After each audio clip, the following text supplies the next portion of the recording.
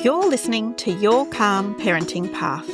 I'm your host Nina, a mindful parenting coach and mum, here to help you go from overwhelmed and reactive to calm, confident and connected with your kids.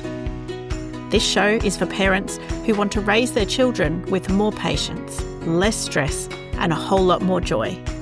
Because small shifts make a big impact and you can build the parenting life you've always wanted. If you want to see what I'm up to, follow me on Instagram at Mindful Parenting Lifestyle, and don't forget to hit follow or subscribe so you never miss an episode. Let's get started. Have you ever had one of those moments where your child does that thing again and you could feel it rising in you? That frustration, that tension, that thought of, why are they doing this? And if you're really honest, sometimes it can just feel like they're doing it on purpose, like they really know exactly how to push your buttons. In today's episode, I want to gently offer a different way of looking at this, because most of the time, your child isn't trying to push your buttons at all. They're trying to manage something they don't yet know how to manage, and it's coming out through their behaviour. If you listened to last week's episode, you'll know that we talked about awareness. What's happening in you in those moments, your body, your needs, your capacity. Because often your reaction is shaped by how stretched you are. And when you bring that awareness into the moment, you start to see that there's more than one thing happening at once. And if you didn't listen to that episode yet, that's okay. Just know that this is the second layer of that awareness. Because once we understand what's happening in us, the next step is understanding what's happening for our child. One of the simplest and most helpful ways to understand behaviour is this. Behaviour is communication, not manipulation, not naughty behaviour, not your child trying to make your life harder. It's communication. And if you've listened back to episode 26 with Nicola McAllister, you might remember that we touched on this idea there too. That behaviour often makes more sense when we look underneath it. So today, I want to bring this into real life, everyday moments. Let's go back to the playground example that we talked about in episode 44. You've said it's time to leave. Your child says no, or ignores you, or runs the other way. I can imagine you all nodding your heads right now. In that moment, it's so easy to think they're not listening, they're being difficult. Why do they always do this when I have to go? But if we pause for a second and look at it from their side, they're playing, they're engaged, they're having fun. They're right in the middle of something that they don't want to stop. And suddenly they're being asked to leave. That's a hard transition. You'll see this in smaller moments too. The wrong colour cup, the toast cut the wrong way, the banana broken in half. It's easy to think this is ridiculous. But often, it's not about the cup. Maybe they're tired. Maybe they're hungry. Maybe they've had a big day. Maybe they've been holding it together and this is where it comes out. Now, you'll see this in sibling moments too. One child grabs something, the other screams, someone pushes, and suddenly it escalates really quickly. And it's so easy to go to, why can't they just stop fighting? Here we go again. You know better than this. But underneath that behaviour, there's often something else going on. Maybe one child is feeling protective of what's theirs. Maybe the other doesn't yet have the skills to wait. Maybe one of them is already tired, hungry, or overwhelmed. And this is the moment it spills over. So again, instead of only seeing the behaviour, we can get curious about what it's communicating. And if you're listening to this and thinking, okay, I can see this, but I don't quite know how to apply it into my own situation, I just want you to know that you don't have to figure it out on your own. Sometimes it's really helpful to talk through what's happening in your specific family and look at what this actually looks like in real life. Now, I offer free 20-minute clarity calls where we can do exactly that. We can talk through a challenge you're facing, and I can give you 1 or 2 simple, practical steps to try.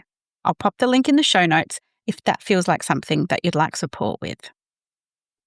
But thinking about why the behaviour feels personal, and here's the tricky part. Even when we know all this information, it still feels personal because it's repetitive, because it's inconvenient, because it happens when you're already stretched. So your brain goes straight to, they're doing this to me. But most of the time, they're not thinking about you in that way at all. They're just trying to get a need met in the only way they know how. So what to do in the moment? What does it actually look like in real life? And so I want to keep this really simple. Step 1, pause. Just like we spoke about in the last episode, notice what's happening in you first. Step 2, get curious about them.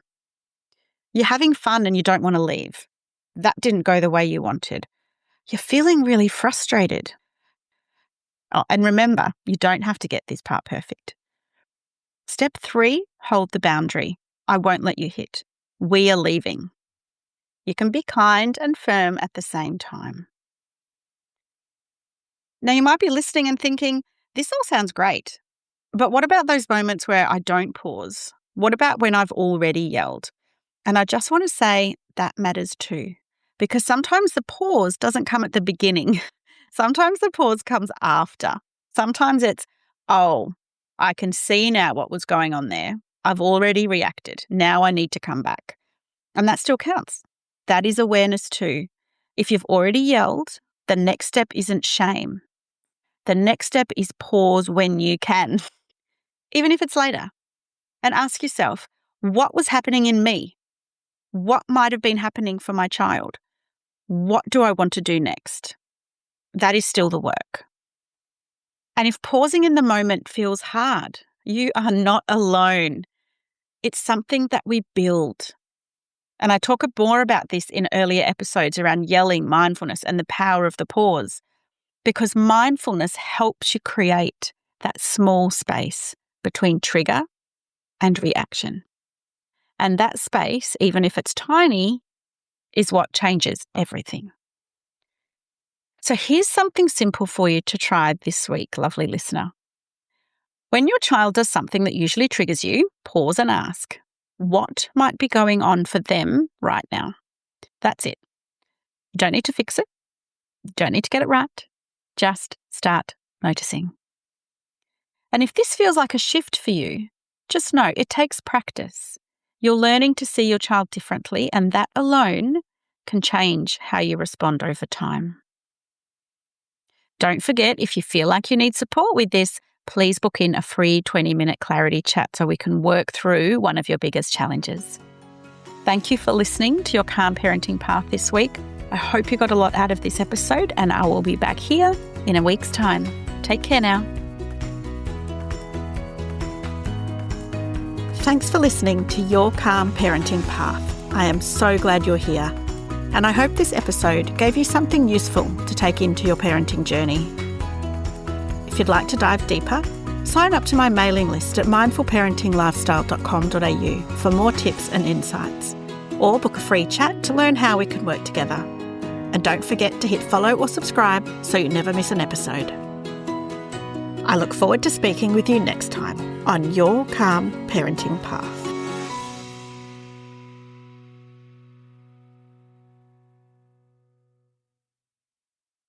And just before you go, I want to share something with you. If sibling conflict has been feeling really present in your home lately, the arguing, the competition, feeling like you're constantly stepping in, you're not alone in that.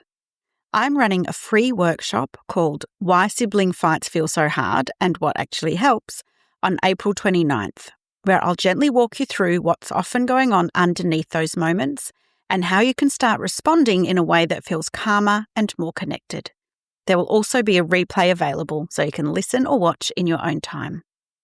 If this feels like something you need right now, you can find all the details at mindfulparentinglifestyle.com.au/upcoming-events.